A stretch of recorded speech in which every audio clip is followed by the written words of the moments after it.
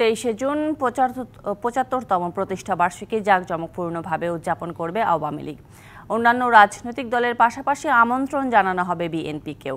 বিকেলে রাজধানীর ধানমন্ডিতে সম্পাদক মণ্ডলীর সভা শেষে এই সিদ্ধান্তের কথা জানান সাধারণ সম্পাদক ওবায়দুল কাদের। এ সময় তিনি আরও বলেন, সোহরাওয়ার্দী উদ্যানে জাঁকজমকপূর্ণভাবে দলীয় প্রতিষ্ঠা বার্ষিকী উদযাপন করা হবে।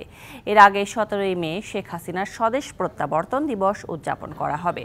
এ সময় উপজেলা পরিষদ নির্বাচন প্রসঙ্গে সাংবাদিকদের প্রশ্নের জবাবে ওবায়দুল কাদের বলেন, উপজেলা নির্বাচনে দলের শৃঙ্খলা ভঙ্গ করলে কোনো না কোনো শাস্তি পেতেই হবে।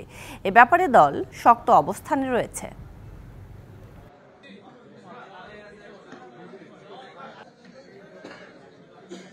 বিপুল উৎসাহ উদ্দীপনার মধ্য দিয়ে আমরা আমাদের পার্টির হীরক জয়ন্তী, প্ল্যাটিনাম জুবলি আমরা উদযাপন করব।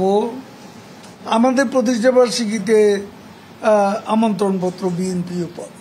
যারাই পার্টির ডিসিপ্লিন ভঙ্গ করবে, সময় মতো কোনো না কোনোভাবে শাস্তি তাদের পেতে হবে। 1, 2, 3 ঢাকায় জমি জিতে নিন 100% ক্যাশব্যাক সহ 20 কোটি টাকার পুরস্কার।